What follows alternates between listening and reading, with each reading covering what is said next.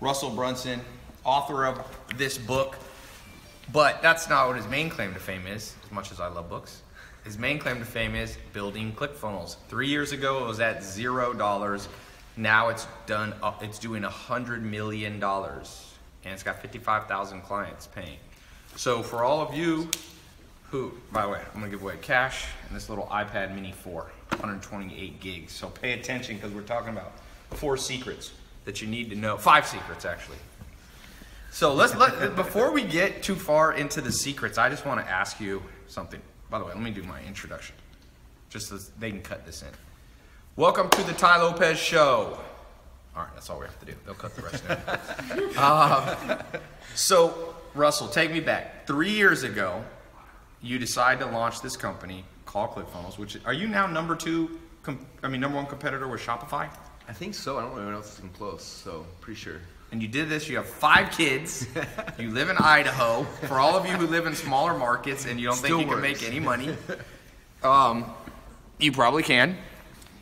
Russell is living proof. So what was the feeling to go from 0 and 3 years later be doing $100 million a year? That was never the goal. I mean, the goal is to like try to do whatever, but it's funny because about 4 years ago when we had the idea and we're like, okay, can we do this? Like a lot of people tried it before. I had tried it before. Yeah. Luckily, I had a co-founder named Todd Dickerson who was technically able to build it, and he spent about a year building it, and then it came back and it was just amazing. And so I'm like, all right, let's sell this. And so that's my job, to be the guy selling it, talking about it, and trying to build the excitement behind it. And it's crazy because it took off, and at first it was kind of slow. It took a while to figure out like how to sell and how to get people excited about it. And then when it started working, and then started getting success stories, people having success with it and more, and started growing and growing, and yeah, the last 3 years has been nuts. Crazy. It's funny because like as a company grows, I'm sure you're the same way. Like, at the very beginning, you're like, you feel like you have problems, but then as you get bigger, you're like, oh, man, more money, the problems will go away. But the problems get bigger and they get different, and they get more exciting, and it's just like it's been a whirlwind the last 3 years. So let's go through this marketing, because a lot of people who are listening in are people who have an idea and they want to grow it, and they're not necessarily even imagining they can get to $100 million. I was in Vegas with a friend of mine, and he sold his company for $5 billion cash.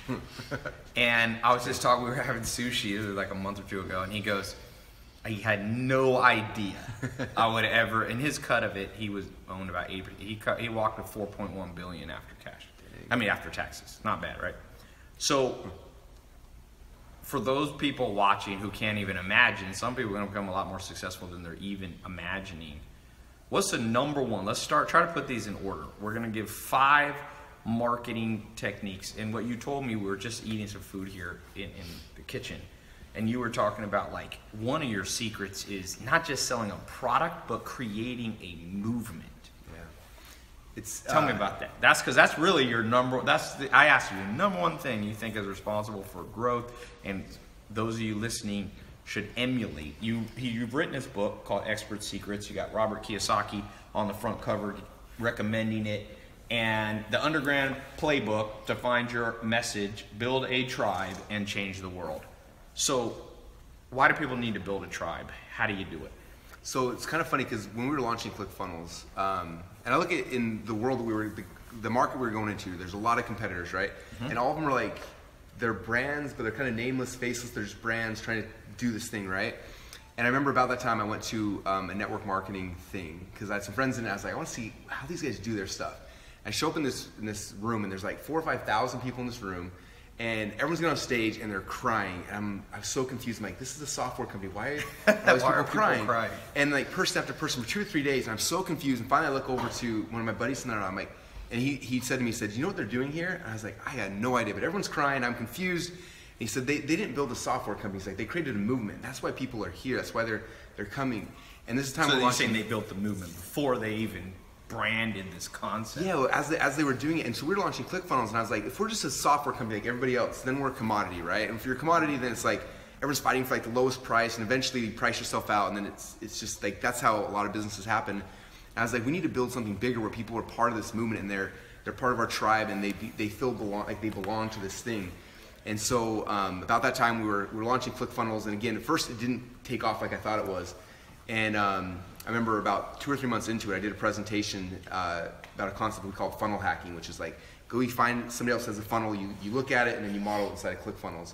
And our people started calling themselves funnel hackers, and I was like, okay, this is like a thing we can, so I was like, hey, we're funnel hackers. We started making t-shirts, and everyone that signed up for our software, we make them watch a 10-minute video showing how to use ClickFunnels. We mail them a t-shirt that said funnel hacker.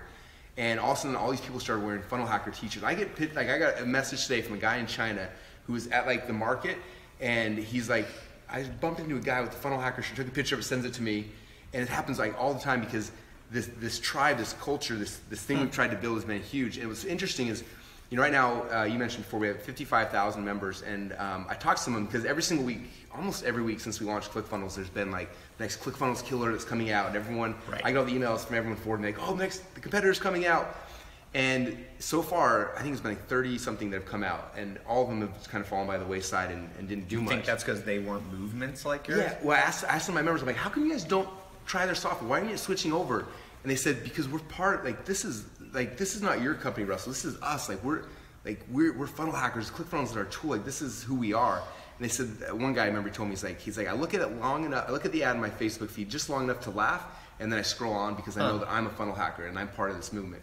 And they don't even, and so it's like, everyone's coming trying to beat us on pricing and things like that. And it's like, no, we built a community, we built a tribe of people who have a belief they're going somewhere, there's a vision of what they're all trying to do, and that has been so huge in propelling us to this growth. They also share, I mean, we get organically about 1,000 people a day that are signed for ClickFunnels, and that's not coming from our paid ads. These are paid customers, by the way. 55,000 paid customers. And not the free ones like most software. Your free email list is probably, how big do you share? Over 1 million. Over 1 million. Yeah, and we've probably had about 500,000 or so that have actually created an account. But yeah, 55,000 they're actively paying you, and it costs between what? Between $100 and $300 a month. 100 and 300, and then you got some upgrades people can do. Yeah. So, it's interesting you're talking about this because I was just reading this. It's like I like to read textbooks, even though I didn't go to college. This is how I do my version of college. So I was reading this book on.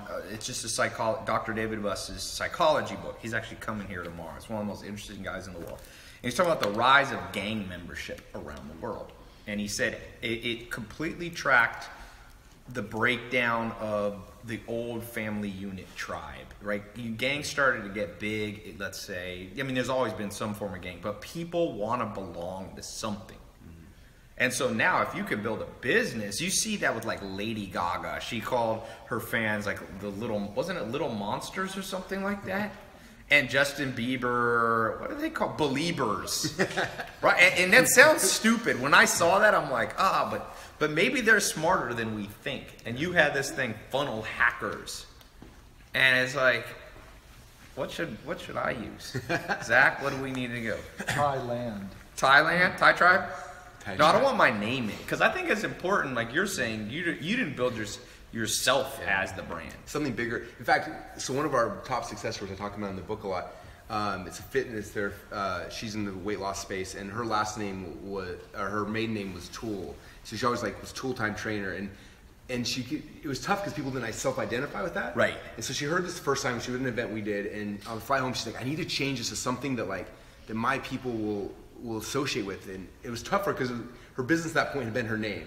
And she's like, but that's not big enough for everybody else. And so on the flight home, she was thinking about ideas, and all of a sudden she had this idea. She's like, I'm going to rebrand it as Lady Boss Weight Loss, and my women are going to be lady bosses.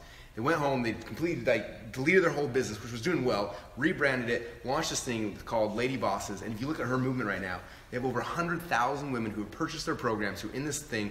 And every single week they do these swag drops. They come in and she's like, I got my Lady Boss swag, and she'll come in and she'll reveal it. And it'll sell it for a short period of time, and I'm not allowed to share their numbers, but they will sell so much clothing in a finite period of time to all the lady bosses. Yeah. Because they have these shirts that say, I'm a lady boss, and they have all these quotes that people self-identify with. Yeah. And when they took it from a brand of their name to this thing that's bigger, people can identify with that. When they're in the gym, they see other lady bosses, and they're like, this is who we are, this is part of, this is our culture. So it works in any business, and so it's hard with your name though, because... Yeah, Thai makes it sound like Thailand, even though I'm not Asian at all. People are like, oh, Thai. So tip number one for all of you, you can read his book, Expert Secrets. We'll put a link, tylopez.com/clickfunnels, and that will put a link to what Russell's doing. And I just want to reiterate, I've seen this over and over. Even what I do, People, you know, I have Knowledge Society as one of the names of one of my companies. And it's not even something I tried to brand. And like I see my employees like latching onto that, because you can't latch onto like being Ty Lopez. That's just one person. Nobody wants to be really in a cult per se, not normal people. But being attached to Knowledge Society is like this higher purpose. And if you look at Maslow's hierarchy of needs, there's 5 levels of needs. Physiological is at the base foundation, and you have number 2, you have safety, and then number 3, you have love, and number 4, you have status and respect. But number 5 is self-actualization, or actualization to a higher purpose, and that's where people find God, and they find, they find like Mahatma Gandhi and his movement to kind of gain independence for his country, Martin Luther King Jr., Abraham Lincoln. And so what you're doing is you're applying those same principles to a brand, and took you from 0 to $100 million a year. And think about the big brands, like the ones that have done a really good job in the last generation have done that. You look at Apple, like people, biggest company in the world, Apple. People self-identify with that. Oh, yeah. Right? Like there's Apple users and there's everybody else. Like there's that thing. You look at shoes, you look at clothing line, look at like the best brands have done that.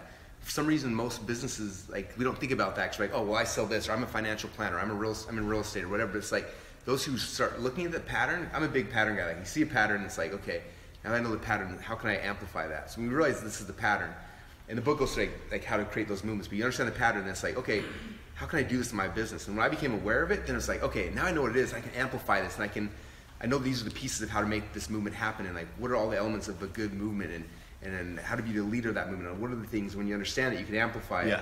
And most people never know. They're just, oh, I sell this thing. This is my business. It's like, think about politics. Politics are huge. Once people identify with conservative, Republican, or liberal, Democrat, or whatever country you're in, people will hold on to it, even if it becomes apparent in that issue they're idiotic. But people, it's just like in a tribe. You know, one thing that Zach, what were you telling me, Zach? Was it Larry David from Curb Your Enthusiasm would say, when a basketball player, or any sport, football, when they play for one team, you root for them. If they get traded to another team, who's your tribe, or not your tribe, I should say, you'll boo them. So Larry David from Curb Your Enthusiasm in Seinfeld said, he feels like we're just rooting for laundry. You know, it's like, if you wear the Lakers laundry, I like you. You know, people like Ronaldo when he plays this team, but if he does here, and that's kind of, you need to apply that mass psychology to your own business to really grow. People who follow me are people, let's say, who like books, and people who believe in self-education and mentors, people who go on ClickFunnels. Tell us a little more, like what did you build? Was it just this hack funnel kind of idea, or funnel hacks, or like what do people identify with? You know, I think the majority of our members, they're small entrepreneurs. They're people who they're still involved in like their business, like the marketing of the business, and they're passionate about their ideas. So it's like, how do I get like this thing? Like, and I look at like I was our customers like 5 or 6 years ago. Like I had ideas, I had things I wanted to get out, but I don't know how to do that. I'm not a website designer or developer or anything. And so I had to like hire people, and it's so slow and just frustrating. So for me, it was like when we had ClickFunnels, I was able to like, as someone who's passionate about my product or my service, I could just go and put it out there really, really fast. Yeah. You know, I was talking to your partner earlier about MentorBox, and he was like, back in the day, he's like, I had 100 developers here to build all of our software and our things. He's like, yes, I'm gonna work for a company now. 2, and they log into ClickFunnels and they edit stuff. Like that's all we do. So it gives people like us who are passionate about a product or an idea or whatever, it gives us, I always tell people, it makes entrepreneurs free to like share their message and not get bogged down in all the tech stuff that keeps people from doing it. And so our people, our funnel hackers, like that's their thing, is like I don't get stuck down all the tech. I can just go and share my message. I can sell products. I can do whatever it is I want to do. And so people have an idea. You're no longer constrained by technology. Yeah. You know that it cost Jeff Bezos back in 1994 when he launched Amazon to build a website. The going rate with programmers, technology, blah, was $100,000 to get a website up. Now you're saying with ClickFunnels or Shopify or any of these, this is, by the way, not a paid advertisement for ClickFunnels, although I'm going to become an affiliate for them. So if you click the link, your computer will explode and I'll get all your money from your bank account. That's how it works. Yeah, we have a lot of people. The world is now hyper cynical. So that's why I just tell people, if you click this link, all the money will come out of your bank account and go in mine. So please go to tylopez.com/ClickFunnels right now. Right now. This is the ultimate scam. Okay, no, I'm just joking. But anyway, but somebody can go to Shopify or ClickFunnels now, and instead of spending 100 G's, which makes it basically not only impossible, but you can't test new ideas. With ClickFunnels, let's move to number 2. So number 2, I want to throw this at you and get your opinion, because number 2 for me would be the ability to test new concepts. I have such a good story on this. Let's hear it. I'm so excited. Okay, so one of our members, he's actually right now the person who's processed the most money inside of ClickFunnels. I know you guys are gaming, or working to beat. Yeah, we're going to beat him. You're going to beat him. But the guy right now who's got the record, his name's Trey Llewellyn, and what Trey did is he came to ClickFunnels, and I met him right afterwards, and he's like, he was selling t-shirts at the time through, I can't remember, t-shirt sites, and he's like, I'm going to use ClickFunnels, I don't know what my thing is, but I'm going to launch a funnel every single week till one of them works. And he's like, okay, so his first funnel he put out there, he launches it, and it was just like, next one he put out there and launched it. And like, t-shirts. Initially it was t-shirts, and those were kind of okay, and he tried a couple other things, and some started having some marginal success. And one thing he tried to sell in his past were these flashlights. He had literally a huge closet full of flashlights. And one week they're like, what should we build this week? He's like, let's build a flashlight funnel. And so they got the flashlights, I took pictures of them, and his buddy, they were joking, and like, we should call these survival flashlights, because this is like the cool new thing. So they put like survival flashlight, and they launched the survival flashlight. It was like funnel like 8 or 9 in this thing, right? Launches that flashlight funnel, and in like a 2-month period of time, there's $20 million selling these survival flashlights. 2 months? I had no idea. It's the biggest funnel I've ever seen in my entire life. Like blew up, and just went crazy. So it's like, but he could have, like for me, before we had ClickFunnels, it took us on average about 3 months. I had 8 full-time developers and designers. It takes 3 months to get one funnel live, right? Yeah. And we would do about 1 every single quarter, so 4 a year, and usually 1 out of 4 would work. So 3 out of 4 would completely fail. So like 1 a year, we're hoping for a home run that'll pay for the rest of the year. With Trey, like he was doing 1 a week. Like now in our team, we spend a lot of time thinking about the idea, and then we actually sit down to build it. We usually get done within an hour to an hour and a half, the whole entire thing. So you can go from idea so fast. So people watching, because I feel like people get stuck still. People are still in the old modality of business, which is think the thing through, write an elaborate business plan, raise capital, hire a team, da-da-da-da-da. By the time, 1 year later, go broke. Have a great story about how you went broke, and do this, and by the time you're 96 years old, you're wealthy. And what you're saying is, well, you've condensed the cycle. Just test the market. You can have a business up, running, fail or succeed within 24 hours. The same way. So the way this Trey guy, the way he did his test, I kid you, this is a real thing. He would walk across the street to Walmart, and he'd walk around the aisles. He's like, this looks like it would sell. He'd take it off the shelf, go back home, take a picture, make a funnel, and it didn't work, so he'd walk away. The ones that did work, then he would go and like find some in China, source, like whatever, all of the things to get the actual product. But he wasn't spending all sorts of time and money ahead of time. He's just like going to Walmart, finding what looked cool, try to sell it. If it's sold, if the market's like, yes, I want to give you money for that, then he's like, okay, I'm gonna actually build something behind that. If it didn't, he's out the $30 that he think he bought at Walmart, and an hour of his time. So it's like you can get speed so much faster going through this process. I've thought that one of the best sayings that I've ever kind of put together as a rule of life for myself is, he or she who experiments the most wins. That's cool. Like people think about many things that'll determine your success. In my experience, I've never sold flashlights. Maybe I missed that trend. But to the extent that I experiment, I make a lot more. I'll put it to you this way. It's 100 times more income if you hit on the right product. Like let's say you'll make $1 million lifetime with a product. If you hit on the right one, you'll make $100 million. So the reward is huge for using tools that allow, whether it's not just ClickFunnels, you also now have the ability to use Facebook ads, Google ads, display ads, Instagram ads, Twitter ads to quickly validate that you can drive cold traffic to a funnel too. New people. That's another. You need some traffic too. So let's talk about number 3. I'm throwing these out. You can add to these, but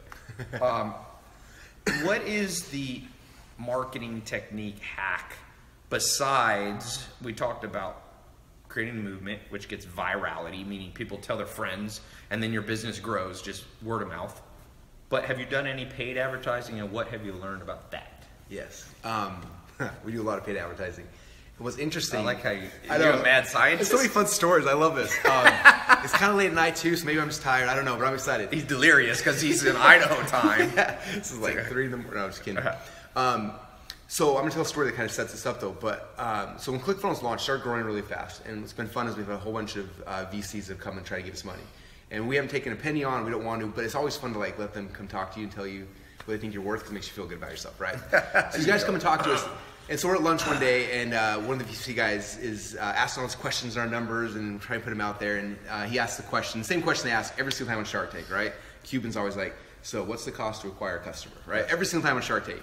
And so he asked me that, he's like, well, what's your cost to acquire a customer? And I was like, well, right now we spend about $120 on Facebook ads to get a free trial. And he was like, oh, he's getting all excited, like doing the math. Like, so we write a check, $50 million, and get this many customers. I was like, actually, no, but we turned all the ads off. And he's like, why'd you turn the ads off? And I was like, well, because I'm paying this out of my own pocket. Like, this is me bankrolling this. Like we're homegrown. Like, and he's like, well, how are you guys growing so fast? I don't understand. And I said, well, this whole funnel thing that we're doing, we practice what we preach. And he's like, well, walk me through the process. So I walked him through, like, for example, my book, right? This is the funnel, like, that gets people into my world, right? So we sell Selling this book. the book, yeah. So on average right now, it costs me about $12 on Facebook ads to sell one copy of the book. Then someone buys the book, we have an upsell for the audiobook, and there's a training program behind it. Do you do the book free? It's free. They just cover shipping and handling. Okay. And then you have a couple of upgrades? Yep. And so on average, we spend $12 to sell a book, but I make $32 in the funnel. So everyone that buys the book, I net $20 that goes in my pocket, and I get a customer, and I tell a customer, hey, there's a really cool thing called ClickFunnels. And then they go to ClickFunnels. So I explained to the VC guy, and he's like, that doesn't make any sense. I said, yeah, I get paid $20 net to introduce someone to my company. And I had to explain it 3 or 4 times, and I remember the 4th time afterwards, he said, if that's true, like, that'll change business forever. Right. I said, that's exactly what my whole message is. Like, these funnels make it so that people like me, who don't have any money, I don't have to go, get some venture capitalist guy to give me $10 million, $100 million to bankroll and finance the growth. Like, I can create a funnel providing value to people. It gives me customers, and then I introduce them to the thing I'm really selling. Yeah. And it's all free, and that's how. And then you told them, and get out. Yeah, and get out! I don't need your dirty money, you VC capitalist pig. Did you say that? It was a little nicer, but Okay. Just make up an acronym that they don't know. VCP. Go. We have no VCPs. Go, what is that? Very. Next to that, I'm gonna be like, I have a friend I need to talk to, and I'll hand the phone to you. There you go. Tell them that. That'd be awesome. Are you bothering my friend? I will send the Illuminati to your house. It will take you down. So basically, if you can build a funnel that gets people for cheap to buy even an intro. So one of the lessons is create an introductory 100%. Product. Instead of trying to go, it's kind of like you meet a girl, let's say you want to get married. I was just watching The Office. Andy Bernard is a dude who's always trying to get married. And he has no game because he basically goes straight for marriage same with Michael Scott. So what you're saying is go on a date, get your customer to go on a date with you. So what are some low-level products, or not low-level, low-price products that can introduce people you can do marketing to your low-level, low-price product, and then later, once they trust you, cross-promote them over to your main product. Yeah. So book. What else have you seen do well? Books are the hardest though, because writing books is tough, right? So a lot of people are like, I can't write a book. So that's tough. An easier one of my favorite ones I've done for us is I have a podcast as well, and I just took like my favorite episodes from the podcast and I put them on a USB drive, and I had a couple of other audios, and I did free plus shipping, like this USB drive. It's got all my best podcast episodes plus these 3 other things you can't get anywhere else. And that do as well as that? It did, yeah. In fact, the best one we've ever done. This is ridiculous. So we have. There's just one sales script. I do the way I do my webinars is a script behind it. It's like one piece of paper script, and there's a CD that explains the script. And that one took me an hour to record the CD, and I printed a piece of paper. That's the best one we've ever had. Wait, so let me walk with. All right. Piece of paper. It's filming you holding a piece of paper? What they're buying is a piece of paper with a CD that explains the paper. And that outconverted all my books. What does the piece of paper say? One word? It's the sales script for how I structure my webinars. Oh, and it's like kind of a drawing. Step 1, step 2, step 3. Yeah, it's a doodle drawing, just like I doodle all my stuff in the book. So it's a doodle drawing, the CD explains it. That one outconverted any book, anything I've done. It took me an hour to make the whole thing. So you don't have to go and it's not like I got to write a book, because this took me 10 years to write a book. It's really hard. Not long. It can just 10 years. If you want to get a business up every 10 years, follow Russell Brunson's exact book technique, or Just scribble something on a piece of paper and charge people $3. I did another one that was pretty cool. Okay. It's kind of stealth though. But this is if you guys are really lazy and you just want Everybody, the easiest way. close your ears. I want to hear this and don't want you to hear. Okay. So I just went to YouTube, and you can use any market. Let's say you want to be in the survival market, right? Yep. Go to YouTube and find like the 10 coolest survival videos, and then sell like access to a membership site that has like the top 10 highest, coolest survival videos on YouTube. You can go look for them if you want. There's billions of videos. Good luck. Or give me $1. I will give you a membership site that has embedded the top 10 survival ones in the world. Because you're basically curating. Yes. Because one thing that sucks about YouTube, there's too many damn videos. They're out of order. Any subject I look up, I'm like pissed. I was trying to look up the founder of Red Bull. I wanted to hear his story. Mateschitz is his name, this Austrian guy, because I'm building an energy brand. Oh, cool. That's one of the things we're probably using ClickFunnels right now. Buzz Bears, it's called. Little gummy bears that give you their all natural energy. Huh. So I'm like, I'm gonna just listen in a little bit of Red Bull history. I go there, first video. Okay, this looks. I click. It's in German. I'm like, oh, this is super. And my browser's not set to German. The second one, it was somebody, I kid you not, had uploaded. You know how you can get a computer to read a script? Mm-hmm. It was a slideshow with the computer voice going, Robert Manisch, or whatever his name, Mateschitz was born in Austria. I'm serious. It was 1 hour. I'm like, so that's cool. Those of you listening can just get a compilation that you find of good content. Put it on your own website. There's nothing against the law of doing that. Yeah, they want you to. There's an embed link on YouTube. Yes, they want you to, and they don't care if you charge. But basically, you figure like who, like I'm a big believer in like who are your dream customers? Like who do you actually want to sell stuff to in the future? Can I use this idea? Yeah, it's all yours now. Done. Here, bye. I got all I needed from this talk. We're shut down. We don't need you anymore. But think about it, you figure out like who's your dream customer and like what videos they actually want, and that way you get when you're going to Facebook or YouTube and you're buying ads. You get your dream customers to raise their hand like, oh, I want survival videos. And if you just happen to sell a survival course or product, now your dream customers are coming to you and they can introduce them to all your whole product line like that. It's so simple. Yeah, some people call that tripwires. You know, some people call them, they're almost free samples. Sam Walton was doing this with Walmart before almost anybody. He was doing these kind of free trial thingies. Now you go to the store, you've never eaten their kind of corn dog, frozen food. They give you a little free one, and then you go, this is good, and you're 10 times more likely to buy. So you give them a teeny sample. You charge a small amount of money. Is that to keep their credit card on file so you can one-click like Amazon does? Two reasons. One, big one is one-click upsells. Makes one-click upsells really easy in ClickFunnels. And then number two is I want people that buy stuff. Yes. Right? Like I'm a big believer in like, I've noticed this in my entire business, is like people who buy stuff, yes. Right? And so like if someone's not willing to pay like $5 to cover shipping and handling on a book, they're never going to give me $100 a month for software. Yeah. And so I want to identify of all the people coming to our site, like who are the people that are actually buyers, who are actually legitimately going to play this game. Yeah. If they play with the credit card, now it's like, okay, I will spend more time and energy marketing this person. I'll get a better relationship because they're proving themselves as buyers. They call that winnowing the wheat from the chaff. That's an old school. Hey, if you know what that is, bonus points for you. Well, basically old school, when they make bread, you take the wheat, and you gotta separate out the chaff is the junk. Mm-hmm. It's the part you can't eat. And you know, the wheat's the part you make the bread out of. So what you're basically saying is you have to have a filtration system with your customers and putting a payment wall, they call that fancy term for a credit card page, differentiates. Now you're just getting people pouring into your site that are willing to pay. Yeah.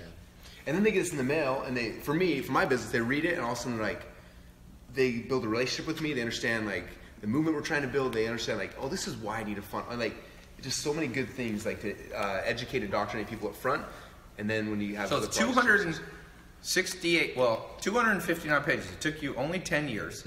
So you wrote 26 pages a year. It's a lot for some people. Right? 26, you were writing about 2 pages a month. I took a couple years out in the middle off, so. Okay, it's not bad. Hey, I'll tell you this. 1 book every 10 years is better than 0 books every 10 years. And at the end of the day, you're making money without even having a book for people if you might feel into it. More people can write a book than you think. I'm actually working on a book. You know, for all these books I promote, I should have written a book, but I hope to have one done by the end of this year on the 12 foundations. 12 foundations. What I wish they had taught us in school. That's awesome. By the end of this year? By the end of this year. one of the 12 foundations. I wish they had shown me this video with Russell Brunson. All I need is a time machine to go forward in time from being 12 years old, watch this video, shoot back in time. Does anybody have, what was the name of that car? A DeLorean in Back to the Future. 88 miles an hour is all you need. All right, number 4. We gave 3. What is the 4th marketing secret? Let me Snapchat this. Let's snap it, Sam. Because let's take a few questions. Can you read a few questions real quick? Live. What do we got? I've been seeing them pour in. We got a crap load of people watching this, especially on Facebook. That's exciting. Especially at middle of the night. I'm impressed you guys are still up. We probably got people now in Europe watching this early. Okay. So I'm trying to find some good ones. A book that I already bought. This is an ongoing conversation I just came into. What are ClickFunnels? ClickFunnels is the name of the company. It's a software that quickly allows you to build a website and start selling stuff. Was that good? That was really good. Product spokesman. They use that as I need to start getting paid for this. This is a simple one. How to start marketing for a beginner. Yeah, so what does a beginner need to know to get? Let's do number 4. So this is what we're going to do. Number 4 is going to be beginner, the most beginner technique, and number 5 is going to be the most advanced. So if you're watching this and you're a beginner, Russell's about to give you some bread. And it's number 5, and if you are advanced, just hold on. You're going to get something you hardly will understand. I want you to just throw out the most complex hypotenuse of marketing divided by E equals EMC squared of ClickFunnels. Oh yeah, let's snap this. Okay. I gotta do it in 10 seconds. No. Just talk. Let me do that. Go back a little bit so people see that. For all of you listening, you're missing out. Put the flash on. All right. 3, 2. All right, I'm here with Russell Brunson. You're missing this live call. I'll put the replay up. We're on 5 techniques you use to go from 0 to $100 million business in 3 years. What you've been doing the last 3 years, Russell's gonna lay it down. Number 4, we're on the advanced, super simple tip and super advanced tip with ClickFunnels or any type marketing. What would you say is the most, for the biggest beginner? I mean, they are a neophyte. They got $1 in their bank account. They never built a website. How do they get started? They start. You got this book that teaches it. What do you sell flashlights? All right. Nah. He had a customer sell 20 million in flashlights in 2 months. Insane. It's really cool. I think the best way, and what's fun is you guys are all watching this process, right? You practice this every single day. I practice every single day. The biggest thing is get your phone out and start documenting your process of whatever it is you want to do, right? Like every single day, in this book, there's a quote from Garrett White. I was speaking to his event today, and in the book he talked about most people are scared because when they get started, they're like, oh, I'm gonna start this thing and I'm not gonna be good at it. I'm gonna suck. And the reality is, like, when you first start this, you're gonna suck, right? But the whole key is, like, if you keep doing it, you'll suck less and less, and eventually you'll actually become good. And so my guess, if we went back to the Snapchats of yours 5 years, 4, when did you start this whole game? Like, yeah, I mean, I've dabbled in 2012 and 13. You were pretty good though for the very beginning. 2015. Your first video in the garage was amazing. So that wasn't my first one though. Okay, so that's great to know for everybody. How's didn't do as well. How many did you have to do before like one hit? I mean, I really started in 2013 and the big hit was in 2015. Okay, 2 years. This is amazing. So this is important because you guys are like, oh, this is Ty Lopez, like the big mansion, everything's happening. He's got a million people are listening, but like it didn't start initially, right? Yeah. So one of the guys in here that we worked really close with, his name's Anthony DiClemente. He's got a site called the Biohackers Guide, biohackersguide.com. And he wrote this book. He wanted to get a message out. And he's trying to buy ads and all this stuff. Nothing's working. He's like, what should I do? I said, get your phone out, and every single day I want you to make one video showing like some weird biohack, and at the end of it, tell people to go buy your book. And he was like, okay. So he's like, what should I do? I'm like, just do it on any weird thing you want. So he starts like picking a biohack every single day. So one day it was like he put on these lasers in his nose and his ears, and he like talked about the biohack. He's like, go buy the sharks book. With lasers on their heads, laser beam. And he did it, and then like nobody watched the video. And I posted on his fan page, had like 2 people, like his mom and me were it, and like nobody listened to it. And he's like, this doesn't work. I'm like, it doesn't matter. You're learning your voice. Do it again. So next day he did another one, and he did another one, and he did it like every day for probably 11 or 12 days. And then like that day, like 11th to 12th day, he was kind of bored. And he's like, I'm gonna make a video called "How to Biohack Your Vegetables." And I remember watching it go live, and I'm like, dude, you wasted a day. There's no lasers, there's no weird things, there's no like freezing tanks. Like your biohack, it was like put butter in your vegetables, and that's how you biohack it. So he does this little video, and we put like $10 in ads behind it. And for some reason, that one hit. Yeah. In a week, has 1.5 million views, sells Wow. like sells like 2,000 copies of his book, and he's off to the races. Wow. And after I kept making more videos, and he didn't know we didn't know that was the message that the market wanted. We had no idea. He kept doing it until like it worked. And so if you guys are just getting started, I'd like get your phone out every single day, do a Facebook Live, whatever your thing is you're gonna do. Pick a product you want to sell. It can be yours, it could be Ty's, it could be mine, it could be, you don't have to have your own product nowadays. There's so many things you can be passionate about. Yep. Find something become an affiliate mentor box and be like, this is the great, like, every time you get your box, do a video talking about it, showing what's inside of it and why you're so excited, and just keep doing that consistently, and then put like $5 or $10 in ads behind it. And most of the time your messages aren't gonna hit, but every once in a while, if you do it right, the message will hit with your audience, and all of a sudden, like, you become an overnight success. Yeah. And that's the key. Like I said, you were 2 years, and all of a sudden that was the first video that just blew up. Yep. And went crazy. Just, you get better. I tell people forget. There's very few things in this world that you do more than once that you get worse at. So you just got to start. I remember the first time I played basketball. I moved to North Carolina, never picked up a basketball. I was 13, and we moved. My house was basically next to the projects. So I had to go to school. I had to go to the middle of projects. And in the middle of projects in North Carolina, there's a basketball court. So I sat there, and before the bus would come, everybody would start shooting basketball. So I remember taking the basketball and being like, what is this? I grew up playing soccer. So I throw the ball. You ever seen Along Came Polly with Ben Stiller? Yes. And Ben Stiller and Branson? No, what's the Philip Seymour Hoffman. I was like Philip Seymour Hoffman. I'm like, like the ball's bouncing off. But you get better with progress, meaning you put one foot in front, you shoot one time, you build one website. People are always like, Ty, how can I be sure my first business is my best business? I'm like, what's wrong with you? Why would you want your first business to be your best one? Mm-hmm. That means you have the inability to learn and get better. That means you're basically some Benjamin Button idiot, that you get stupider. You don't get stupider, you get more experience. Let's jump to the most advanced technique, number 5. All right.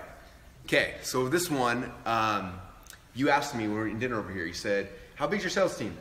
So my sales team is one person that we use to build our team, and it's me. I'm the only salesperson.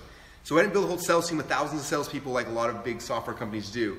So I had to figure out, how do I sell to the masses where it's just me speaking to a whole bunch of people, closing 100 or 1,000 or 5,000 people at a time, because I don't want to build a whole sales team. I did that in a business in the past. It was horrible.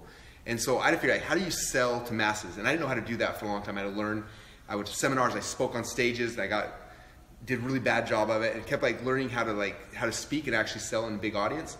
And that's how we built Clickfone, with webinars that are selling to masses. So we get anywhere from 1,000 to 10,000 people register for a webinar. I come on, I do a 90-minute presentation. At the end of it, people sign up like crazy. It's live? They're live webinars. Yep. And so in that, it's like, how do you do that? Like, selling one-on-one is different, right? Because I'm selling one-on-one, I have a chance to talk to you, and you have a concern, I respond, we go back and forth. And so there's a lot of good salespeople who sell one-on-one, but selling masses, I have to be able to hit like all the big problems at once, and be able to try to resolve everyone's concern without actually resolving anyone's concerns individually. And so it's a big part of this whole book I teach, but this is the advanced strategy I want you to understand, is that to be able to sell to the masses, to be able to convert 10 or 100 or 1,000 people all at once, you have to become very, very good at understanding what people's false beliefs are, okay? So people have these false beliefs that keep them from buying. There's a reason why people aren't going to pick up the book and read. There's some false belief like, I'm not an expert, I don't believe that. So they all have something, right? There's a reason why people aren't signed for Mentor Box. They're not going to an event or whatever that thing is. They have these false beliefs that hold them back, right? And so our job as marketers is we have to figure out, like, what's the false belief that they have. And typically what happens is that most of us have that same false belief at some time in our life. Mm-hmm. So we have to remember, like, what happened in my life? Why do I not believe that anymore? There's a reason why I don't do that anymore. Like, what's the reason? What's the story behind it? We have to go back in time and remember, okay, I don't believe that anymore because of this thing. And then when I'm speaking to masses, I tell stories in a way to help break people's false beliefs. Okay, so for example, probably the easiest one to map this out, and I'm not into network marketing, but it's a really good example of this, right? So let's say I want to sign up, let's say I'm in a room and I got 50 people and I want them to sign up for a network marketing program. So I'm thinking, like, what is the false belief most of these people probably have? Like, the false belief is that if I join this company, all my friends and my family are going to leave me, right? That's a belief that a lot of people have, okay? And so I think, like, well, why do they have that belief? Why do they believe that if that they join the company, they're going to lose their friends and family. And I'm like, okay, well, it's probably because one time in the past, one of two things happened. Number one is that they got into a company, they got excited, they started calling their friends and their family, and they had a horrible experience. All the people hated them. Or number two is they were on the receiving end of that, and they got a call from their brother pitching them and wouldn't leave them alone. And so because of that, they're like, if I get involved in this company, I'm going to have these people that just hate me, right? Yeah. So that's their false belief. So if I'm going to convince somebody, like no matter how good the product or the service is, I'm never going to close that person in a million years. And most people have that false belief, right? So I got to think, okay, like what's the story that happened? What's the experience I had? Why don't I not believe that?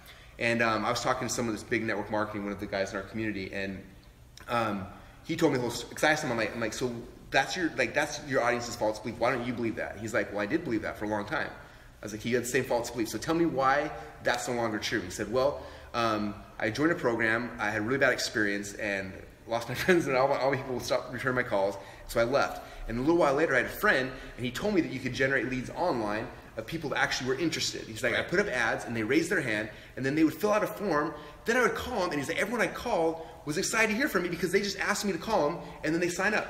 He's like, I didn't talk to a single friend or family member ever. And so I was like, hey, that's your story. Tell that story to this audience, and this false belief that they're holding on to with all their might, all of a sudden, your story will shatter that false belief, and they'll buy. Yeah. And so for me, like when we started ClickFunnels, and I was trying to figure out how do I sell to the masses, I had to figure out like what are the false beliefs in my audience. And I figured out those false beliefs, and then we put them in a presentation. What was the main false belief? There's always three false beliefs that people have. The first one is false belief about the thing that you're trying to get them into. So for me, it's funnels. So like they're like, oh, well, I could use Shopify, or I could be on Amazon, or I can. That's their false belief, is that they could do it a better way or some other way. Yeah. So I break that false belief. The second false belief people always have is their internal ability to do it. Like that's cool, but like I don't know if I can. I'm not techie and I can't do that. So I break the internal belief, and then there's always the third belief is an external belief, which in my business is like, well, so my first one I convince them they need a funnel. Number two is like I convince them they can do it because it's really simple. I show them ClickFunnels, like, oh, I'm an idiot, I can do it. And the third one they always freak out. It's like, well, if I have a funnel, I don't know how to get people to show up. Yes. So I show them traffic, like, oh, here's how you get traffic, and they're like, oh my gosh, now all their false beliefs are gone, and they have to give me money. They have to sign up. Yeah. And that's like the big secret to mass selling. And that's the whole concept of this book is that. Like, how do I sell to the masses? Like, how do you do it?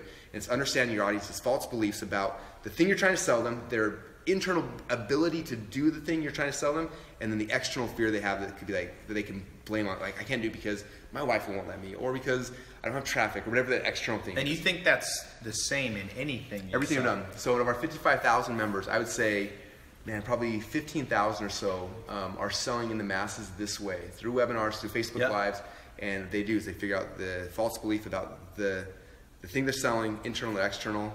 You wrap that. And what's the third one? How do you generalize that one? The third one for you guys was, that people couldn't get traffic. So what would that be for somebody who's not selling something online? Let's say, I don't know, personal fitness. Somebody doing fitness training. So let's talk about Lady Boss. Lady Boss is some of our best success stories. They don't do webinars, they do Facebook Lives. I wish I could share their numbers. They are doing insane numbers. Making Facebook more Live. than $100 a year? Yeah, a little bit. Good. Success story number one. So they're like their external is like, okay, it's like I convince you that you need to follow our weight loss plan, right? Yep. And it's like, I don't know if I can do it because like in the past I failed and I've tried things. It's like, okay, now we have to shatter that one. Like, how would they shatter that? What's an example? Showing them like trying to get people to lose weight. Number one, you got to convince them. This is a little bit. I had Wolf of Wall Street here, Jordan Belfort, and he kind of has a similar framework of you got to number one convince them that you are to be trusted as a human. Number two, he said you have to convince them that the company that you work for is to be trusted. And the third thing, you have to convince them that your product's to be trusted. That's kind of like what you're saying. Number one, you had to convince them that ClickFunnels has things that Amazon and Shopify don't have. Number two, you had to convince them that they could trust you, that it would be simple, almost they had to trust themselves. Yeah. And then the third one was the external one. That they had to learn to trust you, that they could get customers. Yeah. So the weight loss one, the external could be like, well, I know I could do this diet plan, but my wife, she always buys all this junk food, and the kids have candy. I can't do it because of that, right? Yeah. Like, who are they going to pawn off this excuse on? Like, that's the external for something like that. But everyone's got that. So how do you break that one? So again, leave your wife. Yeah, leave it. No, it's like get your family involved, like make this part of the whole thing. Like the family that diets together, like they have success. And anyway, but you know, for Kaylin, who runs Lady Boss, like it's her story. It's like, what was? So I come back to her and it's like, why do you believe this is the right product? There's a reason why you started this company. Like, tell that story. And then it's like, you tried other things before you came into this. Like, tell the story about other stuff you tried and why this worked. Boom, knocks down that false belief. And it's like, now, you didn't lose weight the very first time you tried it. What were your fears? Like, what kept you from doing it personally? And how did you break that? Tell that story. So tell that story, and all of a sudden the next one falls down. And it's like, now, what are the external things you blamed it on? Like, I can't do it because of why. Tell that story why you don't believe that anymore. And those things fall down, they have to follow you. Yeah. If they don't, then they're lying to themselves. Yeah. And it's so the advanced technique is really, in some ways, you gotta be a master of psychology. It's not really marketing. Marketing is, you could take the M from marketing and it's mass psychology. You know, the M stands for the mass, and the marketing is just a superfluous words. It's really mass psychology. And one of the things you're saying is people follow stuff when they trust it. And you look at mass movements. You were talking earlier about things like cults and things like that. You know, I was reading about World War II Germany at some level. Adolf Hitler convinced Germany that, number one, Germany was the best country in the world. They have song, you know, it was like, they call it, is it Rumspringer or something like, not Rumspringer, I'll remember the name. But basically, that they needed room to grow because they were the chosen people of the world. Laban, look it up. It's room something. Anyway, number two, he had to convince him that he, as this dictator guy, was the man to lead them because he had been a man of the people in World War I. He was a decorated soldier who had been wounded and had their version of the Purple Heart and all that. And then the third thing, he had to overcome the belief that, you know, can we really conquer the world? And the point is, Adolf Hitler was crazy, but using mass psychology, he got them, probably at the time, Germany was the most quote-unquote intellectually advanced country. Had the most, you know, had Goethe and had Wagner and had great intellectuals, Sigmund Freud and Einstein. All these people were like German, Austrian, but yet they succumbed to the mass psychology and were like, you know, in Kukuluku land following him. So you don't want to start a weird Nazi cult, but you look at humans are humans, and the Germans in, you know, my grandma was born in Germany in 1918. And she watched Germans she was like, what's going on? Normal Germans are like, we're going to follow. She actually, her friend Mileta Meshman invited her to meet Adolf Hitler in this little house talk he was giving before he was in power. Really? And my grandma said she thought he was crazy right away, but a lot of people convinced him. What was it? Horse whistle lead? No. No, just say Hitler, Germany wanted room. What is the word? Someone? Where's all my Germans here? I know you guys are awake. It's like blah blah room.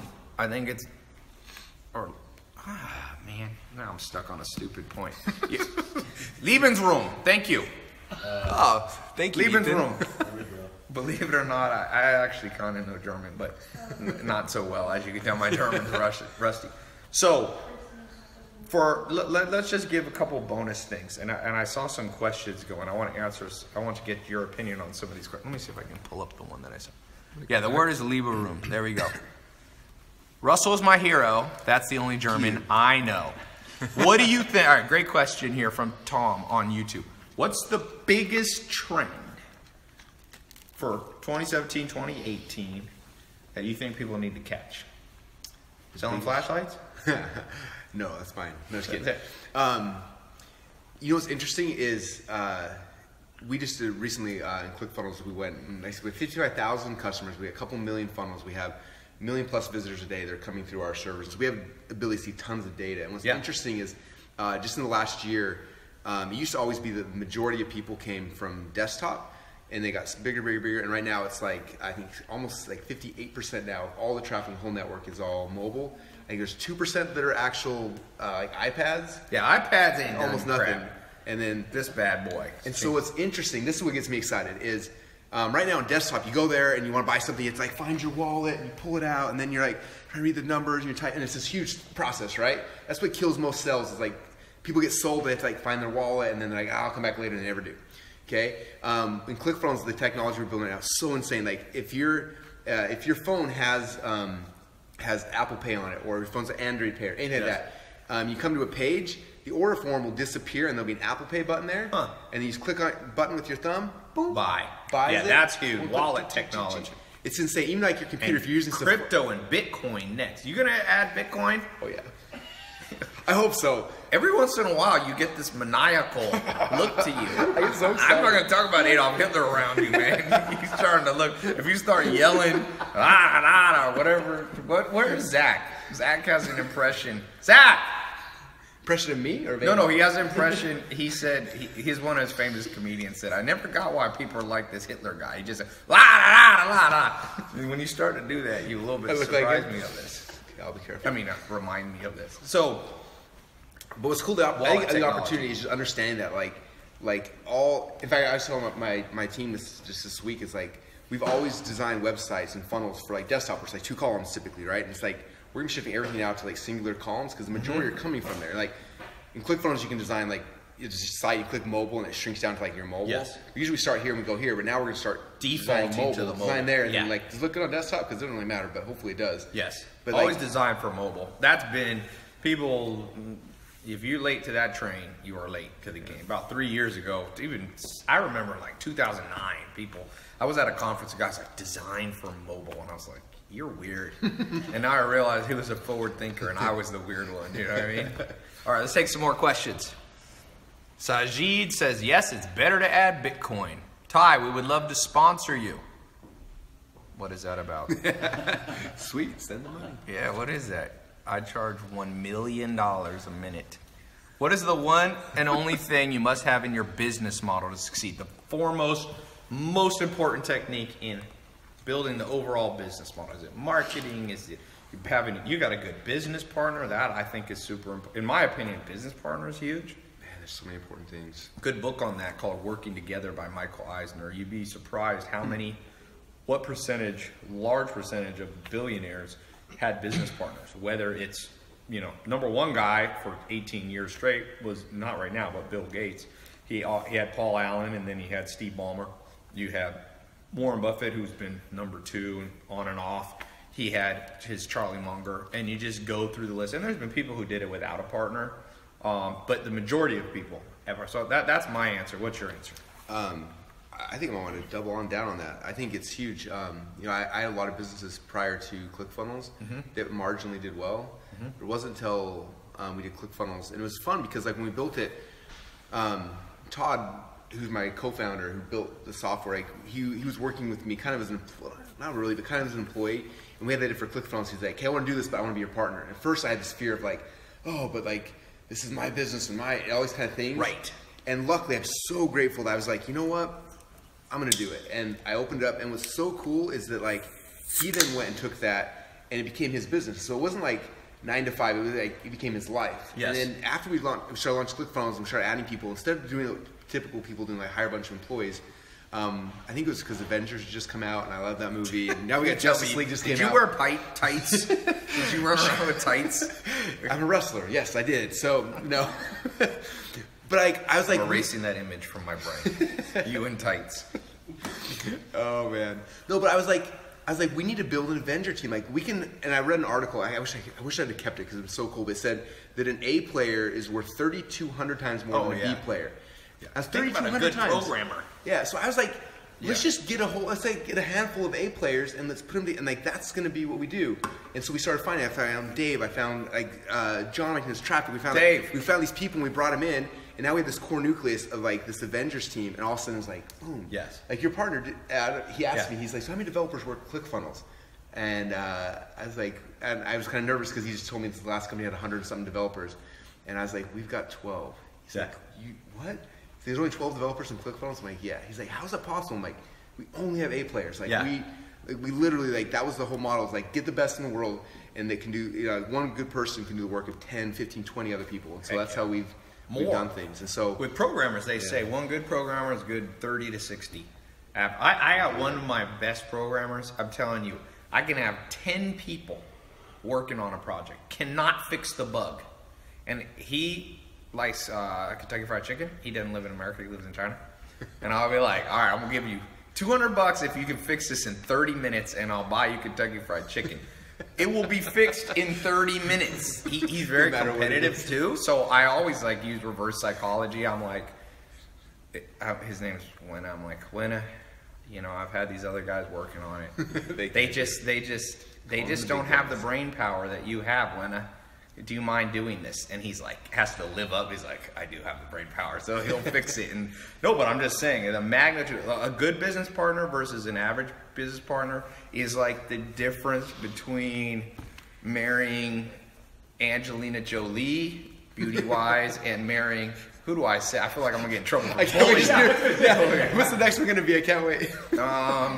Who would be not like Kathy Bates? I knew you were going to say Is it that. Kathy Bates? Is that her name? Sam, you knew? Say that. No offense, Kathy Bates, you are an amazing actor, but the average dude would probably rather be married to an Angelina Jolie type. Is this some politically correct thing I've done wrong?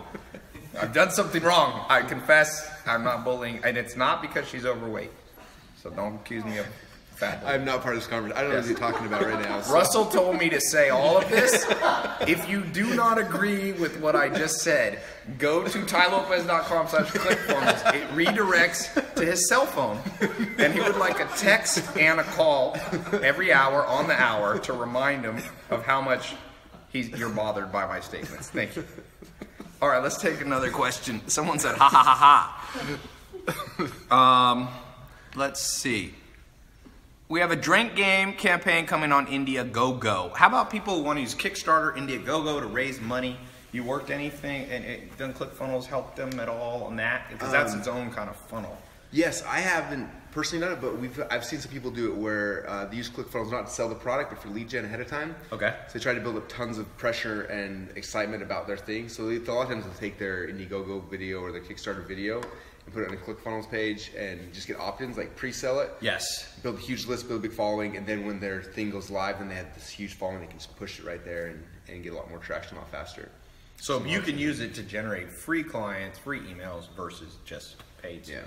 Again, this is those of you coming in late, I'm not being paid for ClickFunnels, although I think I'm going to become an affiliate for it. But I know, and to be honest, you can use Shopify, has some similar things. ClickFunnels, each of them have kind of their pros and cons. Some of you are selling on Amazon, making a lot of money. And honestly, let's talk about that for a second. So to be unbiased here, do you think there's a time when it makes sense to maybe be up on ClickFunnels and up on Amazon? Our biggest growth right now on ClickFunnels are Amazon sellers. Okay, so tell us how those work. How is that going? So a couple of reasons why. One is like some people get spooked because they lose an account or they know someone lost an account and they're like, Amazon shuts me down, like my business is gone, right? Yes. And so some people come because like I need to control my destiny and have two. And so that's a big reason why a lot of people do, just to be able to have two places so they can sell it. Another big thing people do is a lot of times they're using Amazon to generate customers. And for example, we had a buddy who sells the cell phone cords, does like 100 grand a day in cell phone cord things. And in the box that comes with it, it shows up in their mailbox. Cell phone cords? Like iPhone, what those things called? So people don't use the ones they get from Apple? Yeah, it's a huge business. It's crazy. 100 grand. Idea for you, 100 grand a day. He gets them in China for like a penny, sells them for like, I don't know, 20, 30 bucks. It's crazy. So the thing comes in the mail. Penny? The box comes in the mail. You open it up, there's your cord, and then there's a big card in the thing that says, hey, if you want a second cord for free, go to whatever.com. Goes to that page, it's ClickFunnels page. They put in their shipping address. Boom, now they got their customers' contact info from Amazon over here.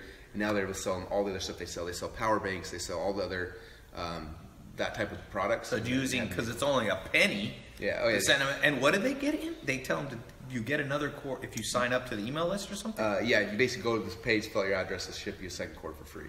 Let's talk about email for a second. Huge thing. What is ClickFunnels and what do you see the future of email marketing? I think in my business, I probably make, anywhere from $200,000 to $1 million a month just having a good email list in just one of my businesses. Do you see the same trend? Email's still important. It's not completely replaced. I love email. I don't think it'll ever be completely replaced. What I'm finding fascinating is we're doing a blend now of email and also like Facebook messengers. Yes. And but like using both of them together has been really powerful. It's like you have a message here and then the Facebook thing that complements it. Walk us through that for people who don't know. What are you saying? So we all know, we've been to websites, you know, put your email in and you get on some newsletter list. Yep. What are you doing with bot? When we hear the word bot, we're talking about Autobots, we're talking about Transformers, we're talking about auto inserting a message into their Facebook Messenger. Yeah, so in ClickFonlz, we're finishing our platform that'll do bots. And basically we're called, someone will fill in, like, put in their email address and there'll be a little button underneath that says, do you also want to send you this info through Messenger, right? So you say yes, boom, and it sends you the email, and then also sends you the thing that you're opting in for through Messenger, right? So it's two different places. Okay. Now it starts them on a sequence. So now I can send them emails, selling them other products, or, you know, trying to strengthen that sell, whatever it might be, right? Do you get them to do it at the same time? They opt into both at once? Yes. So they're on from a Facebook ad, and it says, put your email here, and do you have to do an optional box saying, can we also? Right now we do, Facebook's API requires that. Okay. We keep trying to figure out backdoors, but that's not long term for the masses, unfortunately. So yeah, people check a box, and do most people check both? It's really high percent, yeah. Okay. Like, 50 plus. And then you have the permission to send them messages every day, every year, every week? Every day if you want, yeah. And Facebook has an algorithm with the bots that if people aren't opening your messages, like, it'll dramatically limit your ability to send messages, and there's a lot of things like that, which is really smart, actually. So if you spam people, you're going to get kicked off. You get fast. the Zuckerberg boot in the butt. Yeah, it's pretty cool. You guys like these boots? These are nice. Yeah. So what's interesting, if you look at, so we have, like, over 1 million person email list, and I think we have like 40,000 people on our messenger list. Okay. And if we broadcast both of them, we get almost the same amount of clicks from each. From just 40,000? Yeah. So if you had 1 million on the other one, it would be destroying. So we're putting a lot of effort and energy into the migration, getting people from here to here, and getting them both places. Because I also think that it's also scary because it's all on Facebook, all on Messenger. If Zuckerberg one day wakes up and he decides he hates marketers, it's gone. So I'm not saying get rid of email, but I'm saying use them both together, and, like, there's power in that. The more platforms you're on, the safer it is. You get kicked off Instagram, if your Twitter's popping, you're good. You know, if you Facebook Messenger, I don't know who the heck checks Facebook Mess. I haven't checked my Facebook messages for years, but when I watch other people, Hannah, do you check your Facebook messages? No. Ben? Yeah. Sam? Pablo Escobar does. Every day. Okay, we call Sam Pablo. Okay, let's get more questions. You still good? Oh, yeah. You're not falling asleep on me? Okay. A little bit, but He's so excited to be talking to you guys. Let's see, a lot of questions. Russell, you're the man. Please give some fresh tips to catch. They went fast. Man, these things starting to pour. To catch it as a ClickFunnels affiliate. Oh, cool. Let's talk about affiliate marketing in general. What do you see our affiliates using ClickFunnels to test things, get them up? Yes, we actually, so we have an affiliate program. We give away cars. Did you win a car from us yet? Yes, he has. Oh, how many cars have we given I away won a this year? car? You have it. You just haven't collected on It's it. cool. Hey! How many cars have we given Where's away? my car? What kind of car did I win? 51? So we give away I 51. won 51 cars. You heard it. It's locked in. You're a man of your word. No, stop. Or did you mean a 1951 car? You Probably closer to that, yeah. Have a old Chevy, man. Catalytic converter. It gets 1 mile to the gallon. Okay, I'm gonna teach you guys how to become the biggest Ty Lopez affiliate in the world. You But want more before we do affiliates? that, can we actually talk about this car for a second? Did I actually win a car? What kind of car is it? You can pick your car. We just cover. But all what the are the options? We've got people all the way. It's funny. We've got people that bought, like, I don't even know, some of the crazy high-end ones, all the way down to moms who've gotten minivans. So it's like, So I might give it away as a bonus for somebody in my company. My brother Ben. Rick was like, yes, I'm in. I gotta Snapchat this. How could I have won a car and not know it? This is disturbing. Are you telling me I won a car as an affiliate for Click? How do you not and know I this? didn't know this. What should I do with the car? Should I give it to a fan or should I give it to an employee? Hannah is an employee and she's saying to employee. Do the Hannah dance. What was the dance you were just doing, Hannah? Huh? Yeah. Hannah has a weird head swag. Okay. Here, can you caption my snap for this? Okay. So I got any car. What should I get? Let's do a quick survey. What do I get? Somebody said employee, fan. What car should I get if you were me?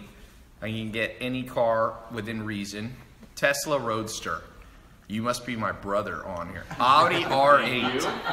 Bugatti. Roadster's expensive. Bugatti. You're probably not going to get me a Bugatti. Although I will be your best affiliate if you send me a Bugatti. You could We can make that happen. What's the most money have you seen affiliates making 7 figures? 6 figures? Oh, yeah. So theoretically. Just think, like people promote our stuff, yes. But if this is a whole ton. So let's talk about this because I interrupted you. What can an affiliate, either to be an affiliate to ClickFunnels or to any product, how are they? Let's do it for him. How do you guys want to be an affiliate and make Ty Lopez more money and make you guys money in the interim? Do you guys have an affiliate program for like MentorBox? I say I will. Oh no, that was my Pee Wee Herman adventure. Okay, yeah. Does MentorBox have an affiliate program? MentorBox does, and so does TyLopez.com. Okay, so this is what I would do. This comes back to talk about earlier. So I would go to YouTube and I would find all the coolest Ty Lopez videos you can find. Okay. There's a bunch of them, right?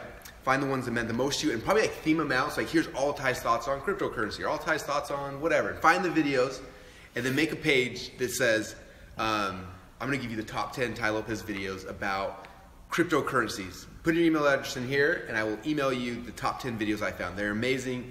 You're gonna learn about this, all that stuff, right? And that's step one. Step number two then. So you get their email address. I go to Facebook, and I target Ty's audience, and my audience, and entrepreneur audience, and Mark Cuban's audiences, and Tony Robbins' audience, and I say, come to this page, I'm gonna give you Ty Lopez's 10 best videos on this topic. And you spend a little bit of money, people come, they opt in, you start building an email list, and then after someone comes in, you email them, here's the 10 links to the 10 videos. And then by the way, you know that Ty every single month curates, him and his partner curate the best books they find in this really cool thing called MentorBox. If you click on this link, you get an account to MentorBox. Not only you get these videos, now you're going to get all their books, their best books every single month, blah, blah, blah, blah, blah.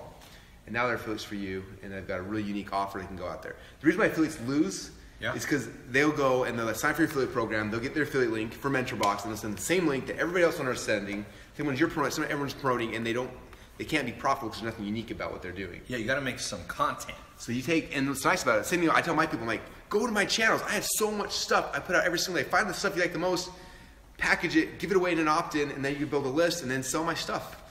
We all win. So let's talk about this for a second. Content. A lot of people are scared of creating a video. They don't want to put their face on there. They don't want a podcast. What do you have to say to people with that belief? Because it's holding you back. We live in the content consumer marketplace. Even Steve Jobs started doing this. 1984, he went on stage and created this content with this cool thing, which really was when Apple was became cool, one of the things. So what do you say to somebody who has a false belief that they can't create some cool videos because they're introverted or they're nervous, or what do you say? Probably two things. Then you can go to both directions. One is even if you're introverted, you can do it. I'm actually super introverted. If you ask my friends at home, every time they see a Facebook Live, they're like, you talk a lot of the camera. You don't talk in real life. I'm super introverted. You can still do it. That's number one. Don't be afraid. The second thing is though, maybe you really are in a super huge fear. I look at my company. I got some amazing people who work with me, partners and founders and stuff, and they're not on video all the time, but I am. So it's if you can't be that person, find the partner who's they want to do that thing. They want to be the person in there.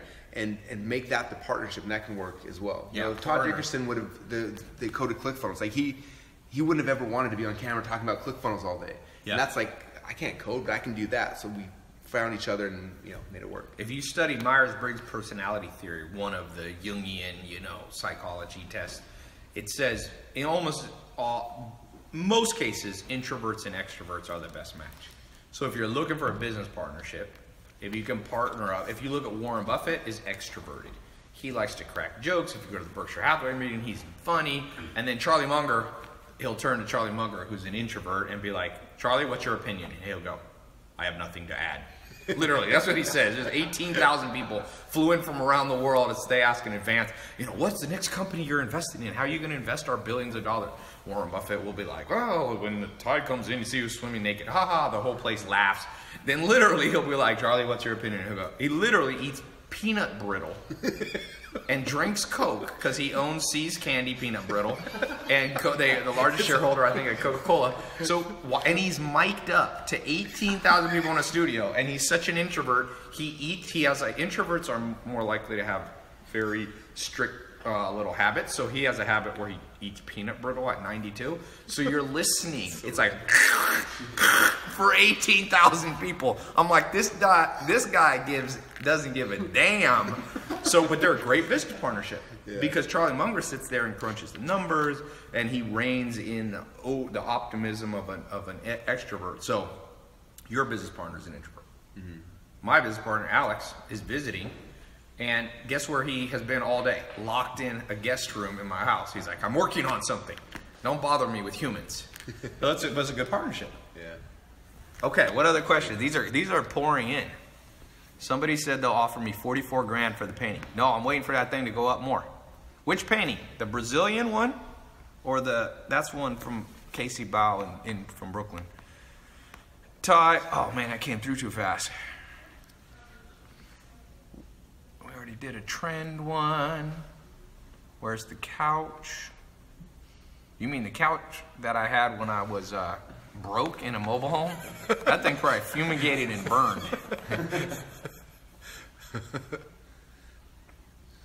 Do you ever wear your makeup on camera? You know that Russell, I think I'm talking to you. Russell was one of the top wrestlers. You were number 2 in the U.S.? In high school, yep. And he's he's a purple belt maybe in Brazilian Jiu-Jitsu. So he can come kick your ass if you say he's got makeup on. Let's go. He can show you makeup ground into the ground. Got the ears to prove it. Yeah, he's got the cauliflower. Always check, one of my... Before you get in a fight, check their ears. When I first started doing martial arts, I had this Navy SEAL sniper guy. Taught a class in North Carolina. You remember him? Brad Huffman, Sifu Huffman. He was the only white guy to ever grow up in the Shaolin Temple in China, where they invented like Kung Fu and all that, but he was also fought in the UFC 1. And he told me, Ty, before you get in a fight with a man, you look at his nose, you look at his ears. If the nose has been broken in multiple places, the ears are all fucked up, leave the dude alone. You're not gonna do well. I gotta tell him a little story. This guy he was huge, he was very strong. I'm sure he killed many people as a Navy, he was a sniper, right? So, hey, can you watch the front gate, Hannah? So, this is a true story. You appreciate this as a wrestler. He was dating a girl. He was in a biker, or like a bar. And all these Hell's Angel guys came in. And they started picking a fight with the bouncers. And they were just like causing disorder, So he went, oh no, I don't want to get involved in this.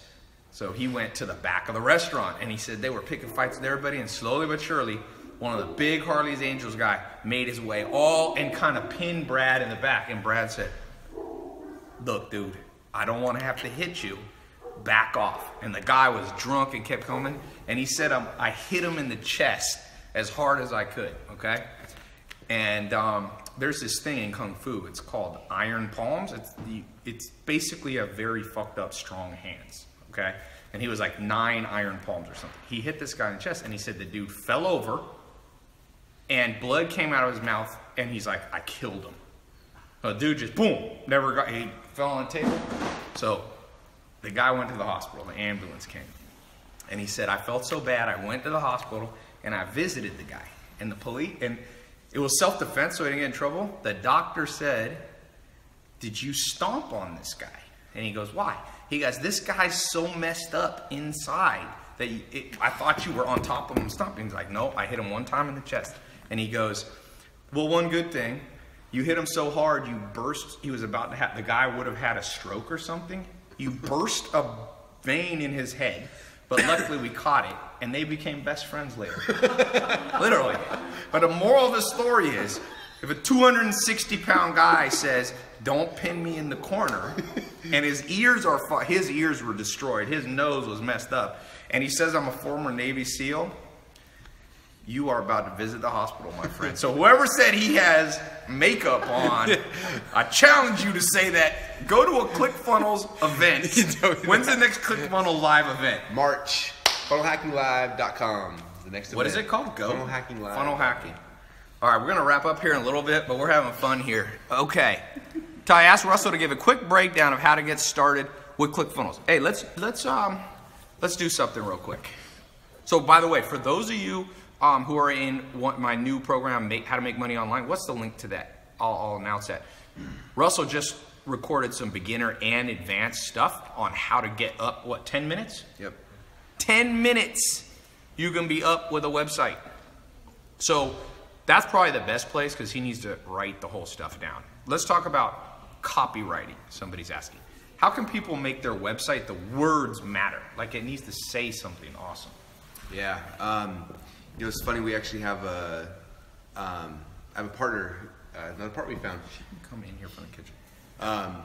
It's funny, like, we created a software that helps that because the copywriting is the hardest part. A lot of times you build a page and it may look really pretty, look nice, but people come and like the words aren't right.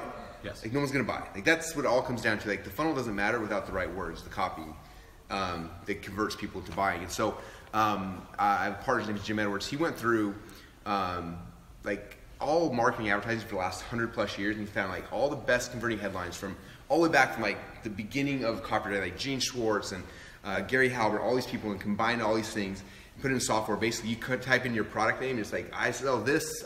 This is what the benefit. This is the feature. So you talk about it. You fill in some blanks. You click a button, and it pops out like 800 headlines based on the best headline templates in the world. And you just copy Where do you get them this? all. It's called Funnel Scripts. Funnelscripts.com. Is that it? Yep. You use that, Ben? No, I've seen it. It's cool. So that's what headlines. And it's like same thing if it's like I need to send an email out. And it's like, hey, ask some questions about your product or service. Boom, pops out. Here's 13 email sequences you can send out to people. Or you're like, hey, I need free or it costs money? It's cost money, yeah. $6,000 an hour. See the Facebook ads, you're like, hey, what's your product? You fill out, you fill out the forms, click buttons, pops it out. It's like, hey, here's like 2,300 Facebook ads you can use. They're the best proven copy. So use copy, paste. And so for most people, like that's where they start. In fact, it's funny. I have a bunch of friends who are high-paid copywriters who charge anywhere from $15,000 to $25,000 a letter, and they used to go and they give their client a huge client questionnaire. They fill the whole thing and they go and spend the next like 6 weeks writing copy. Now what they do is they take the client questionnaire, they fill it in funnel scripts, they click the button and it pops out the copy, and then they tweak it a little bit and they send it to the client. Charge the same fees. Like it's yeah. If you don't know how to write, you ain't. Here's the thing. It's a catch-22. If you don't know how to write, most people don't know how to write. You're not going to make a lot of money. One of the best things they should have taught us in school is copywriting, how to be persuasive. I go to some websites, I call it de-optimization. They literally have created a website that makes you less likely to buy than if they had nothing on it. It's kind of like men on dates. Some dudes, the best advice for most of us guys is don't talk. You're way better. You're way more likely to have the girl be like, wow, this dude's kind of mysterious. I kind of like this guy. When men, I kid you not, I was at Angus Barn in Raleigh, North Carolina years ago. This guy's sitting behind me, obviously on a first date. I'm eating a steak, and I'm like, I gotta listen in. I couldn't help but eavesdrop. Kid you not, he was bragging to this girl. This is his exact words. You ever used a fax machine? And the girl goes, oh yeah, like I think at work, he goes, I invented a lot of the most important parts of a fax. And he went on to talk for like 30 minutes on the technical, and this girl was just fading. She was sending SOSs through the waiter, send help, please. And this guy was just talking. So a lot of people's website is like that. You go to their website and you're like, it's confusing. Can't find the buy button. I go to restaurants' website. There's only one reason you go to a restaurant's website. But two, the phone number and the hours and address, 3 things. So what do most restaurant websites do? 17 clicks later, you find the address, the hour, and the phone number. If you have a restaurant website, good copywriting is also not just fancy words, but putting the right thing in the right place. Structure, yeah. So put the freaking thing at the top. I put on mytylopez.com, I got a phone number on the top. So what's some copywriting simple thing? There's my simple thing. A lot of you guys need to fix your website. If you're a physical location, put the hours, put the buy button high. You know, I remember one time I couldn't buy something. It was a website. I wanted to buy something. I searched. I actually sent it to my assistant. Can you find how to buy? I honestly think they forgot. Give you money. No, I think they forgot to put the buy button up. It was like long, and they had written in. They forgot to buy. So my technique is keep it simple, stupid. Find out what people want on your website. Hit them with power words. The most powerful word in the English language, they say, according to Frank Luntz, he's a famous political consultant. He says the word imagine is a power word. Imagine if you lost 50 pounds in the next 50 days. Imagine, you know, people like to, especially in America. So that's my quick hack. What's a hack for you to be simple things besides using this website? My favorite headline in the world that works for almost everything is how to blank without blank. So it's how to, and then you insert like the thing they desire the most without the thing that causes them the most pain. So for example, I could be like, how to read all these books without actually ever reading a book. And then I'd like give you money because I want to watch the videos and get the whole download, right? Yep. Because like every market, I always start with that. It's like, okay, what do people actually want? Like, so how to, and insert what they desire the most without the thing that they're most scared of. And almost every product service fits into that little formula, and it gives you. We've got a guest here. You're selling fitness stuff, right? Yes. So she's got a big fitness Instagram. What's your main product you're selling? Right now, I'm actually doing, which is interesting, waist trainer. But I'm doing waist trainers. Right, but I'm actually incorporating where, because I'm heavy on weightlifting. Right. Like actually getting a real result. So what I'm doing is incorporating a system in the back where it's going to actually support your squat as you come up for women. So she's got a squat. For those of you who can't hear, a squat system. A squat system or a support system is basically supporting the back. So when you're squatting, a lot of people tend to lean We forward. need to give her a mic. Let me repeat it. A squatting system, so you lean forward, you don't hurt your back, you get strong. You get the right form. Right posture. So she would say, using your technique would be something like, for a girl, let's say your target, her target audience is women, how to get a Brazilian butt without going to the gym. Without hurting your back doing squats. Yeah, without hurting your back. How to gain muscle while you lay in bed. This will sell, unfortunately. How to lose tons of weight while eating donuts and ice cream in your... Dude, those headlines, I see those. Really good. There was a guy who got sued by Mark Cuban. I know Mark Cuban, and Mark Cuban sued him because it was a pill, and it was like how Mark Cuban got smart without studying. Take this pill. It was a scam, but people bought that thing because exactly. So I love that. Write that down if you're taking notes. How to blankety blank good thing, insert good thing, without insert bad thing. And if you understand the 25 cognitive biases of psychology, the two most powerful drivers of human behavior are very simple: reward and avoidance of pain. So if you basically go, how to make $1 million while you sleep, people will be like, you know, good thing, no pain, yay. And it's a double cognitive bias. They call that Lollapalooza. What's another example? What are some of your businesses? Let's do a few of these practical tips right here. What's a business that you guys have? Let's see. Sanita, don't know what that is. Someone says, Russell, you have now legit selling Hawaiian shirts. How to coffee business. Wear a Hawaiian shirt without looking like a douchebag. I should stop there. In case you really are selling Hawaiian shirts, which maybe you are. How to wear a Hawaiian shirt without looking like you're 200 years old. Without looking like your grandpa. What else? Soda company. Vape. How about vaping? I'm Mormon, I don't know much about that. You don't know about it. Vaping is like basically how to smoke without the negative, you know, tobacco problems. What else we got? How to twerk, someone says. Are you big on understanding twerking? Selling, let's say Russell is selling twerking lessons. This time of night. This is what happened when I live stream late at night. We got crazy dude in wherever. Okay. Twerking secrets. Like Zumba. You know the Zumba brand is like this huge $1 billion brand, and I could have been one of the first investors. I missed it, but he basically teaches you to salsa dance to lose weight. But let's do the twerking one. What would be an example of twerking one? So why do people twerk? They're twerking because... Hannah, why do people twerk? You're our resident dance expert. Why do women twerk and some men, unfortunately? Wait, men twerk? No, I didn't know that either until right now. Ty's confessing, I think. I do not twerk. I do not twerk. Let's say how to twerk without work. That actually rhymes as well. So it sounds even stupider. Well, let's say, so twerking women do to be sexy, and why do you not? How about how to twerk without looking like a slut? Oh, that's actually really good. Because a lot of women like the idea. Boom, thank you. Boom. All right. Mic I can drop. Stem cell research, that one. Let's see. Somebody said, come on, what do we got? We got crazy ones here. Someone throw something hard.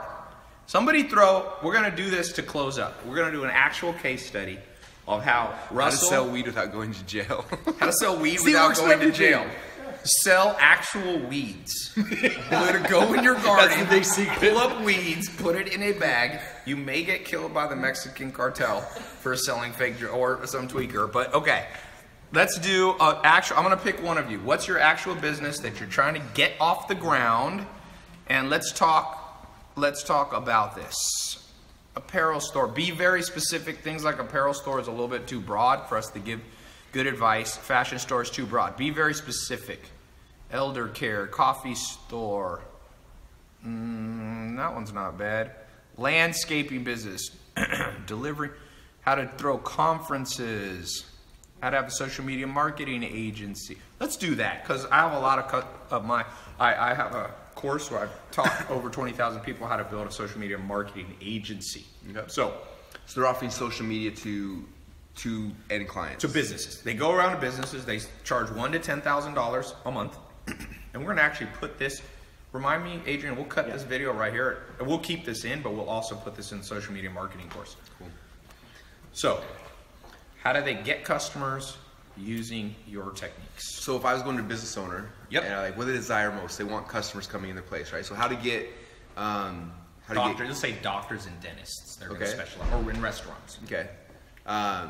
Let's use dentists then. So how to get cash paying clients to come into your clinic? They call it clinics, the Dentist dentistry, office. Dentist office. without having to, or how to get cash, whatever their thing is, right? Paying dental clients. dental And then I don't think most dentists want to sit there on social media, so without spending time on Twitter, Instagram, or Snapchat. Okay. Because they want to fix people's teeth. They don't want to be doing Yes. these things, right? Yes. So you become social media. So how to fill your restaurant with people ready to buy your food on Tuesday night when everyone else normally can't come in, without having to. Once again, I think social media people. It's like I don't think the business want to do social media. Yeah, without having to manage your Facebook ads. Without even knowing what a Twitter account is, without even knowing how to tweet or how to, Yeah, how to snap. Okay, so if you have a social media marketing agency, you make a ClickFunnels landing page. The landing page at the top says how to get, so if it's a dentist, how to get 17 new dental clients this year from social media, and then you put without having to ever log into Facebook, Instagram, Twitter. That's a great headline, actually. You like that? Right there. Take that. You should use that. If you don't use it, then you hate money. That's the only reason. You why hate use money. that. I gotta I use can't that think of line any on other reason. people. Yeah. Sir, you hate money. It's the only logical explanation is you must hate money. Otherwise, you just do it. Okay, so they build it on ClickFunnels. They get the headlines up. How would you get dentists to start going to see this page? I would go to Facebook and target dentists. Pretty easy. That'd be the first spot. Another thing, I know a little about the dental market. If I was going after dentists, I'd go to dentaltown.com. Dentaltown.com has an email list of like 80,000 dentists you can rent for like $5,000. Really? I'd buy an ad, I'd pound it out, and I'd have a whole bunch of clients overnight. So you can basically rent email lists. They call it email drops. You can do an email drop to 80,000 dentists, and you have them And click. most industries have those kind of things. I just happen to know dentaltown.com does it for dentists, but most of them have those type of things where people have aggregated the industry, and Yes. you can rent ads to go out in their email box. Yeah. So there you go. We built a business from start to finish. We've been on here an hour and a half. Russell, we got to give this away. We got to give money and an iPad. I mean, all right, here's my headline. This is real money too, you guys. In case you're like thinking, No, it's this not. gotta I be don't fake. want people to This know. is real. No, this is fake actually. Oh, It this says is fake. motion picture. This You know is why I fake do money. that? Because there was a rapper this year. Which rapper was it that had somebody come in with guns, take Are you all their serious? money? Yeah. This is totally fake, guys. Just so you know, don't You come here. This I is don't fake. keep a lot of cash, but I do keep a Glock, an AR. I got a AK-47 in here. That's actually true, by the way. So if you come looking for the fake money, you may meet a real That's bullet. so cool. You may fake money, real bullets. That's my take. How about that headline? How to protect your house, how to protect your family from intruders from bed. From your bed, without getting out of bed. True story, a man broke into a house in America about 10 years ago. An old lady lived in the house. She heard him come in. She pulled out, she had a big gun. I don't know what it was, a 357, something. It wasn't her gun, but it was next to her bed. She pulled it out, the room was all dark. The robber walks in, opens her bedroom door. She was waiting for him, gun trained. She knew where the door kind of was. He opened, it's a true story. Opened the door, she went boom, shot. Dude fell down dead, okay? She called 911, I just killed somebody. They came, ambulance get here. The dude had died of a heart attack from being scared. He thought the house was empty. She missed him. She shot way over his head, and he just thought he was in his house all alone. He was an older robber, apparently, not with a great heart, a little too much bacon. And because I will tell you, if you're sneaking in somebody's house and you think no one's there, you know you're doing something wrong. If a 357 goes off and you got a faulty heart, this guy's visiting, he's in the underworld right now. So, moral of the story is that is a real headline you can use. How to protect your home. And you can sell 357s. And you have a little antidote with this woman. Hey, I would buy a 357 out. How to kill somebody without actually shooting them. Just shoot the gun off in a dark room. They're dead. Hey, the greatest sound with a weapon.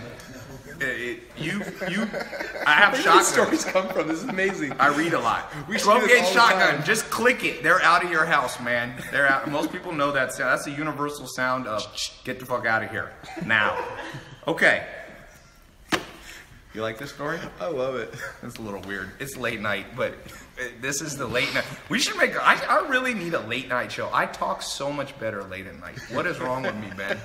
If you don't believe there's such a thing as a night owl. Oh, these guys are like, can we go to bed, please? What time is it? No, I've turned everyone in my company into night owls. Adrian's like, I go to bed at 3 in the morning normally now. Okay.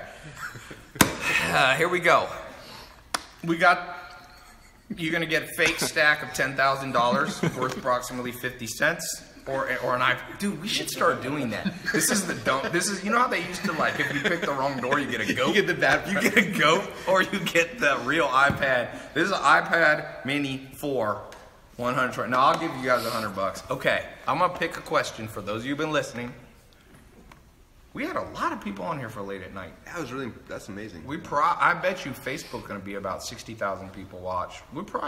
This will be 50 to 100,000 people watching. Bigger than a stadium, man.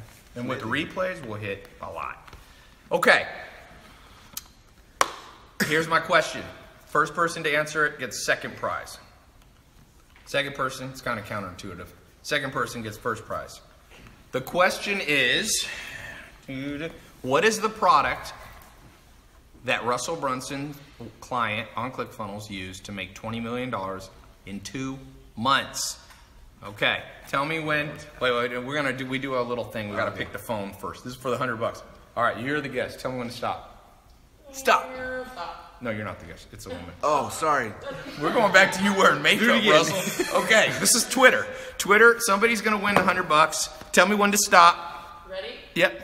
And stop. Stop. The winner is right there. Sandesh. Sandesh something. You want a flashlight? You want $100. Okay. Tell me on these 3. Tell me when to stop. Okay, ready? Yep. And stop. All right, we got to go to, I don't know, my finger's right between. Go again. I don't know why I'm making that sound. Okay. Yeah. It adds to the effect, though. Stop. All right, we are back to Insta. iPad mini 4. First person, tell me when to stop. Ready? Stop. Okay, first one I see. Nobody. Somebody wrote the word Insta. Somebody said I'm here. Somebody said Android. All right, Instagram has some horrible guesses. What's the first product? What's the question again? There we go. Nandaja.m. You got not a flashlight, an iPad mini 4. You can use it as a flashlight, though. That's right. You can use a big ass flashlight. Buy his book, Expert Secrets. Go to tylopez.com/clickfunnels. That's my affiliate link for ClickFunnels. You can buy it. It's the same price. Or he decided to give all my clients 99% off if you go to, no, he didn't. No false claims. But yeah, go to tylopez.com/clickfunnels. You can get your website, your idea up, tested in the next 10 minutes to 10 hours, depending on how slow bus you are. Your slow bus might take 10 hours. Last parting words. Okay, here's my last question for you. You got 5 kids. How many sons? How many daughters? 3 sons, 2 daughters. Okay. The question is, if today was your last day on Earth because you were getting on Blue Origin and heading to Mars, so you would never see Earth or your kids and family, what are your parting words to them? It doesn't have to be about money. It doesn't have to be about business. Oh, man. You got a paragraph. The rocket is getting ready to take off. What do you yell out the door for them to remember you by? Oh, wow. We're going deep late at night. It's not going to be about you wearing makeup or not, right? It's not about makeup. That's not It's not about business either. It's going to be... That could be anything. It could be, I know you're religious. What can be religious? What is it? Some things more important than money. I think it all comes down to is just helping them. I try to figure out, like, I want them to understand who they are. You know what I mean? Like, Take your time. I'm a night owl. We got all night. Wait for a good answer. wow. Like, I think, like, just some context. Like, like when I was growing up, when I was a kid, I never thought I was important or valuable or anything. You know, like I was never succeeded in school or things like that. I always struggled, and just because of business stuff, I've been able to have an impact on a lot of people. I think help them understand that they're not just a person. Like they can have a huge impact on so many people if they'll just like follow their dreams and run with it and like just do it. You know what I mean? Something like that. I don't know how to write So a not paragraph. underestimate themselves, maybe. Yeah, and so understand like Do you think you underestimated yourself growing up? 100%. I always thought I was a dumb kid. My whole life I was dumb. You never thought you'd be making $100 million a year? Never. Maybe ask my teachers, they wouldn't believe that either. But that was never my thing. Wait, like, did the teachers kind of go, you ain't never doing anything? so when I was going, so I got a wrestling, I wanted to go wrestle at Brigham Young University, Yeah. and I had to apply, and my guidance counselor's like, he literally told me, he's like, you're too dumb to get into BYU. And I was like, but I He said those words? Yeah. And He I was a guidance counselor or And misguidance? it's crazy, like, we had 900 people in my graduating class, and they had a number, and I was number, like, 200. Like, there's 150, 180 people dumber than me, and the rest were smarter. Yeah. Like, on the thing, and he's just like, you shouldn't go there. And I got in because of athletics, I did good. Anyway, it's funny, because after I wrote my first book, and made my first $1 million or so, my mom took the book, and she was taught at school, and she went to him and said, this is my son that you said was too dumb. He's a millionaire now, and this is his book that you should read. And She it was said, like, suck it. Oh, shit. so that was a good day in my life, in my mom's life. So that was cool. But yeah, I never believed in that. And it wasn't until later when like I started getting into the business stuff. Yeah. And I didn't get into business to be in the business. I started learning stuff, and I got so excited. I would share with people, and then they would do stuff, and I would do stuff, and the more like I learned, the more I want to share. And like it was the first time I would read something, I'd learn it, and then like I'd make money, or business was the vehicle for me, where I was like, I learned something, and all of a sudden, it is like all of a sudden reading becomes live, because like I can read something, I can learn, I can do it, and something changes and becomes better because of it. Yeah. And I became obsessed with that, and then that was so fun for me. And I wish that I would have understood that when I was their age. So I think that's what I would tell my kids, is just understand who they are and like what they're capable of, and that they are good enough now. You know what I mean? Don't ever be the person that says somebody's idea is going to fail or they're going to fail. I'm telling you, they'll be writing books about you when they're millionaires and billionaires. They'll be on my live stream saying your name. His name, his address, his phone number. Michael Jordan did his Hall of Fame, the greatest basketball player of all time, and he goes, this is for the damn guy who cut me from the team in whatever 11th grade. I'm Michael Jordan. I am the greatest of all time. You suck. His address, he lives in Gastonia, North Carolina. Go destroy, burn his house. And now he didn't say that, but it was a controversial thing but the point is, people create tremendous pain and trauma in young people, and I'm like, what is wrong with you? Kids are like Play-Doh, man. You deform the Play-Doh, eventually it hardens up, and that's what you have. And we live in a world, I sometimes wonder, I'm like, what kind of guidance teacher literally says the words, you're too dumb? I mean, it causes irreparable damage to a lot of people. You're lucky enough to have recovered from it, but trust me, we live in a world, I have a company doing a lot of psychology tests with a really accurate test. And dude, you cannot, the biggest worldview kind of malformation that people have comes from some form of bullying. And it could be a teacher, authority figure saying you're stupid. It could be any kind of trauma like that. So lay low on that. I tell you, if someone comes to you with a business idea, we were just talking about this at dinner. One of my business partners told somebody, don't invest in this company. It ain't going nowhere. In 2008, a guy was going to put $1 million in. He would have owned $1 million at a $4 million valuation. He would have roughly had 25% of the company. The company is worth 10 years later $8 million. The bill. $8 billion. So he would have had roughly the small sum of $2,000 million. So my friend's no longer invited to his Christmas parties. He's no longer invited. His name is Alex. You guys know him. He has changed the name of all his children and grandchildren, so he never has to remember this dude. He's like, when somebody hears the word Alex, it spits on the ground. So don't be the dude that says, your ideas. And another guy, my friend was telling me, Evan Spiegel came to somebody's school and said, yo, I got this disappearing app idea. I'm going to call it Snapchat. I need 50 grand. And one of the wise professors there not only did he not invest, but he took him aside and said, listen to me, son. I'm going to guide you in the wise path. Instead of starting Snapchat, I don't know what business he told him, but as you know, the youngest billionaire in history, self-made, was Evan Spiegel. So don't listen to most people. I will tell you this just to close out.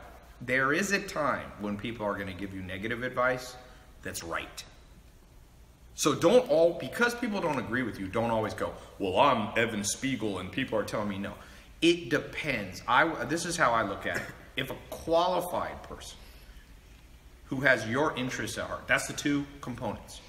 Because you can have a qualified person who doesn't like you, so they're biased against you. But if a qualified person, like if a brain surgeon who is your uncle or boyfriend or husband says, hey, don't hit your head against that wall, it'll cause long-term brain damage.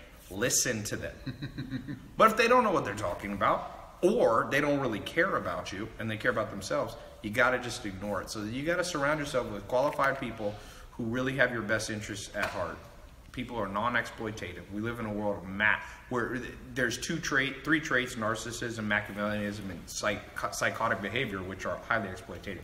Get those people out of your life. This teacher that you had was probably Machiavellian. Was probably somebody who was made fun of when he was young. So here he's a guidance teacher. You're stupid. Da da da da. You should send him a screenshot of your bank account and say, you know what I decided to do? I've mailed this letter to all my former guidance counselors. I'm going to give 10% of my bank account, split evenly among all of those people who said I could do it. So just check the box here and return this letter to me. Did you back me up or did you criticize me?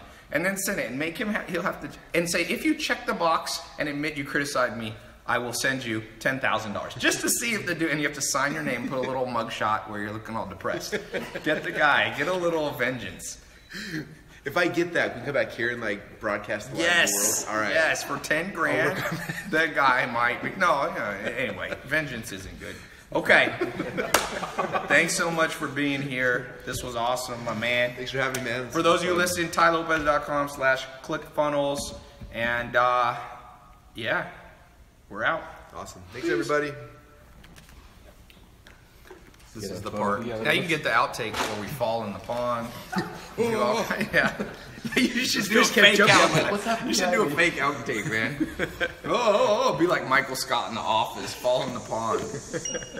I relate all things to The Office, just in case you guys didn't know. You got me reached. I haven't watched The Office forever.